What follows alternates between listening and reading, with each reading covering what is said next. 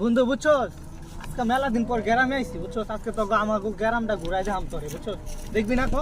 আচ্ছা বুঝবো, দিকটা দেখবো। ওদিকটা দেখবি? ও আচ্ছা লো যাই আগে। আগে জঙ্গলটা দেখবো। আরে বেটা, ওই জায়গাটা যাবো, ওই জায়গাটা সুন্দর। আরে পাগলটা বেটা, যাবো তো ওই জায়গাও যাবো, ওই জায়গাও যাবো, ওই জায়গা যাবো, সব তোরে সুন্দর সুন্দর জায়গা যাবো। আগে যা জোরে টান দে, জোরে টান দে, জোরে টান দে। কে তুই বয়স করলি কে? আল্লাহর গা।